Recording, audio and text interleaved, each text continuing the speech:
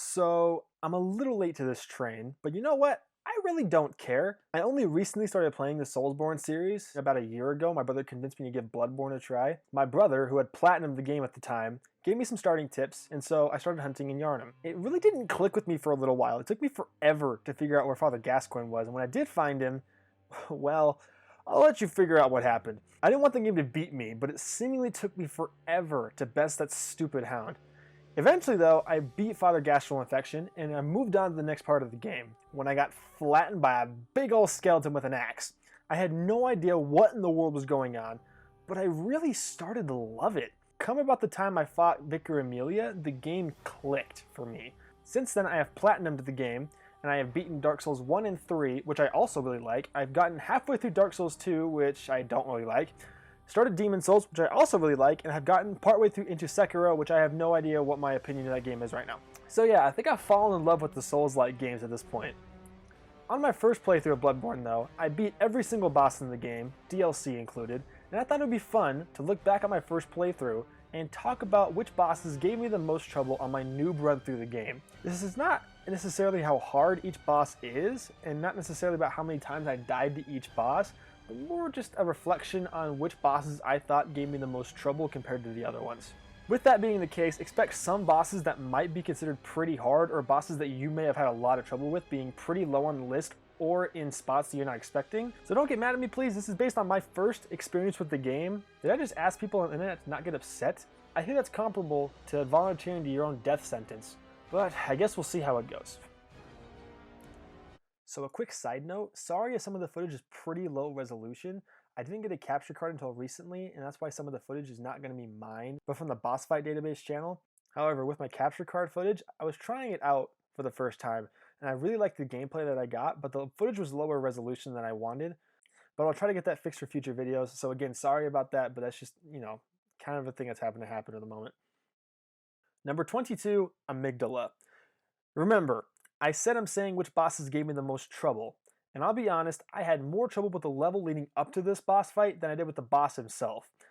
I was a bit overleveled for this fight, since when I fought this boss, I'd already beaten every other boss in the game, save for 4 of the 5 DLC bosses.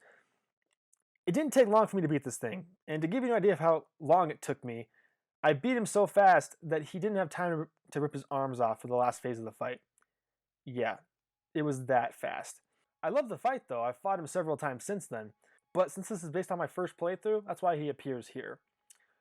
Because I have fought him in the Cursed Chalice and bust my britches. I freaking hated this son of a great one. I hated that Chalice dungeon in general though. The Fire Doggo was difficult and Amygdala was awful. If I brought that into the equation, he would not be bringing up the rear. Number 21, Witches of Hemwick. Full disclosure, I died to this boss my first time fighting it. That's because I didn't know they could put those handcuff things on you, and when the witch did that, I got caught by one of her imp creatures with a cleaver to the face, and I died. I killed him the next time though. The fight is just kind of boring because it's really easy to avoid getting hit if you just play really slow. Granted, I'm kind of bad at that, so there are times I get hit by their AoE attack or have this happen.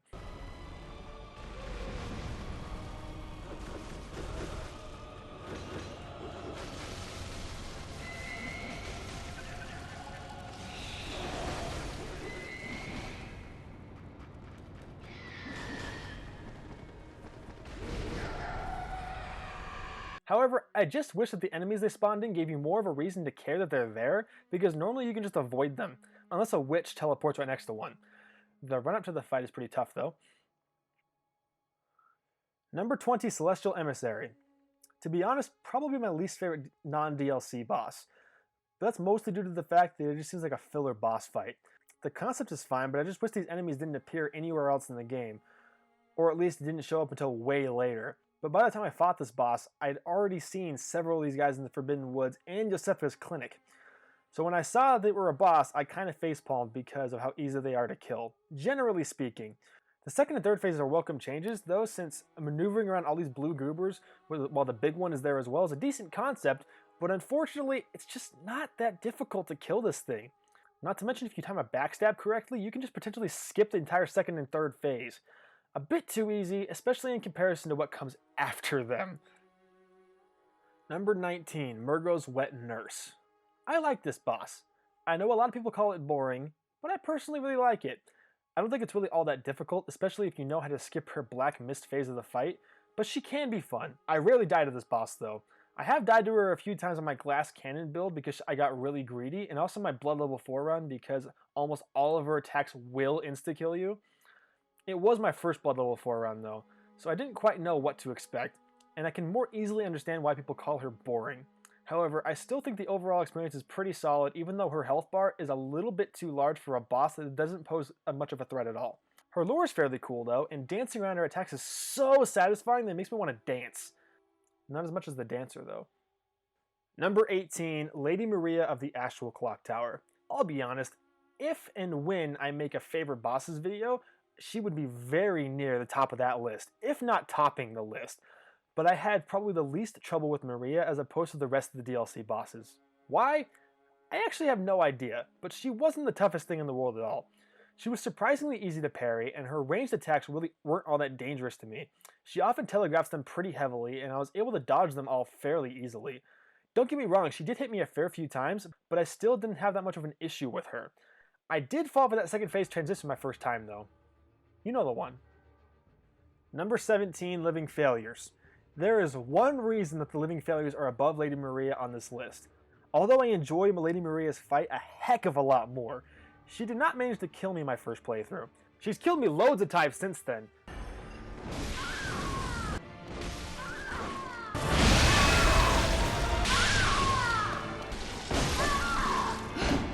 But my first go, she wasn't too bad. The Living Failures took me 3 freaking tries. I'm not really proud of this fact because in my opinion, they're the easiest bunch in the DLC. I will not divulge the info on how I died to them because both deaths came from me being careless and stupid. Nothing new there, I guess, though. Number 16, Dark Beast Parl. To all those who died a bajillion times to this fight, I apologize. I thought this guy was extremely manageable my first playthrough.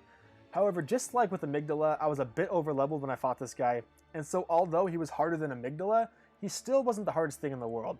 I liked the boss though. Upon repeat playthroughs, he's a lot tougher if you're not able to break his limbs quickly, but as long as you can keep him in your sights, which can be easier said than done, he's not too bad of a boss fight. Having fought him after getting sent to the Hypogean jail, I can more easily understand everyone's pain with this guy. I've also heard that the Loran Dark Beast is a massive pain, but I somehow skipped his Chalice dungeon I think because I have no memory of fighting him. Maybe I'm just that good and I killed him first try, but I seriously doubt that, so I guess I must have just skipped that Chalice dungeon somehow. Number 15, Shadows of Yharnam. Honestly, I still have no idea why these guys were so easy my first playthrough. They are certainly not as easy as they were on my first try. Whether that has to do with New Game Plus or not, I have no idea, but I actually like this boss fight a lot. Even if the design of the enemies is not super interesting and the lore is kind of boring, I wish they would have just made these guys a bit more fleshed out. Granted, I guess it's true that making interesting enemies that wear black hoods that cover their faces would be pretty difficult. Oh, wait a second. Number 14, Moon Presence. The only reason I died to this thing at all is because I didn't have Hunter's Mark handy and I wanted to get more blood vials.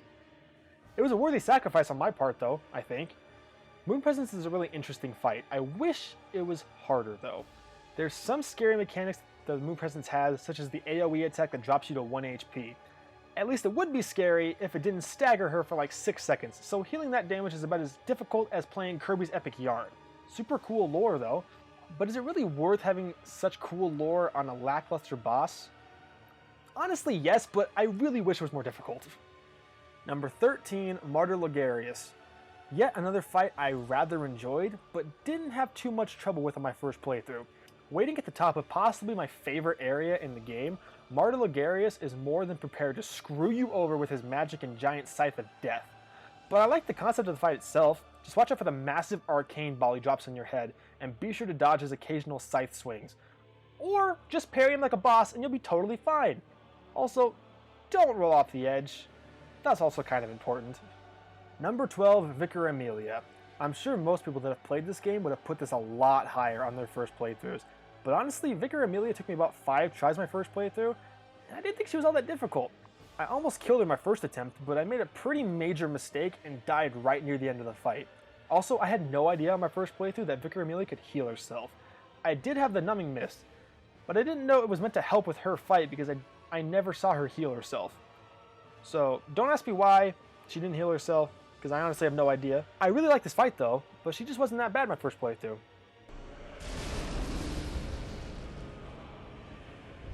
Number 11, Cleric Beast. My first ever Soulsborne boss fight. And would it surprise you when I say I died a fair few times?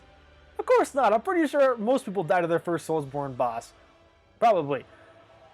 It intimidated me a heck of a lot because it was a big beast that would slam to the ground and grab me. After I figured out the stick to that booty strategy though, this boss fight was about as easy as cheese. Get it? Get it? Because of easy cheese? I really wish this guy had a bigger role in the lore though, but unfortunately he just seems to be one of the hunters of the church that went mad and became a big beast. A bit sad a tutorial boss of sorts doesn't get the love he should in the lore, but whatever, I guess I can live with it. Number 10, Rom the Vacuous Spider. I didn't like this boss fight a ton on my first playthrough, but it has warmed up to me since then. Her spider minions were annoying, her floppy attack was annoying, her meteors were annoying, and the fact that she's a big fat spider was really annoying. I died to her a fair few times in my first playthrough, but that was mostly due to the fact I didn't know how to circumvent her flying meteors and her spider children. After I figured that out, she wasn't too bad though. However, there's one big thing that irks me about this boss fight, something that really just grinds my gears. She literally does nothing except sit at the bottom of the lake, yet she got to ascend to a great one? What about me? I do nothing but sit around and play video games and I get nothing for it. Life isn't fair sometimes. Number 9, Gehrman. I love Gehrman. His boss fight, not him as a person, weirdo. Gehrman is a beast. Not an actual beast, he's just... I'm really happy that he's the final boss. I had a bit of trouble with Gehrman in his second phase because he killed me twice with that move where he jumps up and smacks the air. Somehow that creates a gust of wind so extreme that when it smacks you, it sucks most of your health away. However, when I figured out you just need to move directly away from him, this fight became a complete breeze. Well, not complete, but it wasn't too bad after that. I have rarely died to him since. Still though, Gehrman is awesome. Number 8, Nikolas. Unpopular opinion, I kinda like Nikolas' fight. I certainly don't love it, but it's far from my least favorite in the game. I think his boss's concept is interesting. I don't think they did it in the best way, particularly the final boss room you fight him in, which is just a big boring square with nothing to break up a call beyond, making it really hard to avoid that move. But other than that, I think this boss fight's actually pretty fun. Yeah, he can be annoying, but I don't hate his fight at all. I did figure out my first playthrough that one way to help you avoid a call beyond is when he starts casting it, get right into his face and start smacking him. He might hit you with it, but it's probably not going to kill you. I used that strat my first time, and it only took me one try on his phase 2 to actually kill him. Screw those stupid puppets though. I died more to those things than Nikolas himself. Impressive for a useless sack of bones. Number 7, the Bloodstarved Beast. This guy was my second big wall in this game. I legitimately thought he was unkillable my first playthrough. The biggest reason for this is because of his stupid fetching poison. I had no idea how to avoid his poison, and spoiler alert, it's really difficult to fully avoid, especially if he hits you. So you need to be prepared. However, as hard as he was my first playthrough, I eventually figured out the dodge left strat. And my word, that did wonders. Also, blood cocktails are good too. Number 6, the One Reborn. This was my third big wall in this game. I honestly don't know why I had so much trouble with this guy, but he killed me probably close to 20 times my first time playing this game. I think it was partially due to the fact that I was getting too greedy when I was fighting him, and so I'd stay in the same spot for too long and just get punished to the point where I was just insta-killed, basically. It got to the point where I was just trying to kill him as quick as I could, and you can imagine how that went. Cool looking boss, but not super interesting when fighting him, unfortunately. To my credit though, I've killed him on my first attempt in all my other playthroughs since my first, save for my Blood Level 4 run, which he took quite a while on that one too, just because he can kill you really, really fast. Number 5, Ludwig the Accursed / the Holy Blade. I freaking love Ludwig. One of my favorites for sure. Spooky opening cutscene. Beast. The great terror looms. Crazy first phase. Epic transition cutscene. all along. An amazing second phase. This fight has it all. Very fun boss, and if you haven't played the Old Hunters DLC yet, you're sorely missing out. Plus, the Holy Moonlight Sword is freaking great. I personally think the first phase is way harder than the second phase though, at least on lower New Game Plus cycles. Once you get onto upper New Game Plus cycles, New Game Plus 4 and beyond, his second phase becomes an absolute nightmare. His first phase has faster, more hard-hitting moves, and is kind of panic-inducing when he constantly charges you. His second phase, his attacks have longer wind-ups, and they don't do as much damage as quickly. Plus, it's a lot easier to stick to his side on his second phase than it is on his first phase. So overall, I think his first phase is harder, but certainly neither phase is super easy. Number 4, Father Gascoigne. Okay, what did I say before about the Cleric Beast? A bit sad a tutorial boss of sorts doesn't get the love he should in the lore. Well, that certainly doesn't apply to this guy. This guy's lore is freaking nuts! So maybe FromSoft does know what they're doing. Gascoigne was a freaking pain in my toe the first playthrough. It took me well over 20 times to beat him, and because I wasn't completely sold on the game yet, as well as playing Kingdom Hearts 3 at the same time, it took me about 2 months to finally best this guy. After this first fight though, I was granted new life. Beating him gave me the strength to finish the game, even though it still took me forever. It took me well over 60 hours to beat the game the first time. For reference to how long that took me, the next 2 playthroughs that I did in order to platinum the game took only 35 hours, and that includes most of the Chalice dungeons. Gascoigne is a freaking boss though, in more ways than one. He's lightning fast, especially when compared to the Cleric Beast, and he can dish out damage like Cooking Mama dishes out soup. At least I'm assuming you can make soup in those games. I've never actually played a Cooking Mama game. Is that what you do in those games? I actually don't know. Anyway, I love this fight now. It is not a huge deal for me anymore, but man, what a learning curve he was my first time going through. Number 3, Orphan of Cause. I'm sure that most of you were expecting to see this at number 1, but honestly, Orphan seemed surprisingly tame compared to the next 2 bosses on this list. I love this fight as well though, and he's really, really difficult, don't get me wrong. I mean, he is number 3 for a reason. But after I learned how to properly dodge his attacks, which took about, 10 or so tries, he didn't take too long. He still is pretty tanky, and his final phase is just about as scary as Jack from The Shining. Here's Johnny! Plus, he wins the award for the freakiest looking thing this side of the clock tower, and that includes those blasted sharks. Number 2, Abritas. This boss fight was so freaking difficult, I could not figure out how to dodge her tentacle attacks. Every time I tried, I would get smacked, usually for 80% of my health. However, even though this boss kicked my trash over and over and over again, I still kind of enjoy this fight. Her lore is really, really sad. Honestly, I don't understand the point in killing her. I mean, Rom I kind of understand because for one, she's a big fat spider, and 2, we gotta get to the bottom of some crap going on in Yharnam. Abritas though, we gotta get the Chalice, I guess. I don't really like the Chalice dungeons that much, so is it really worth killing her? She just wanted to coexist with people, so I guess I'm the real monster here. Dang it, Frederick!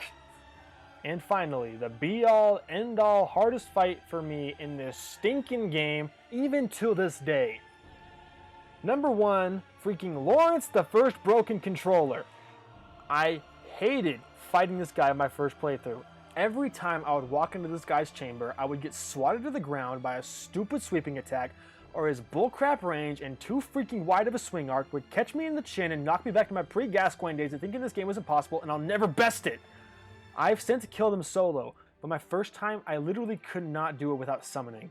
I love this DLC, but this son of a Cleric Beast made me almost throw my controller through my TV, and the wall still has not forgiven me for it.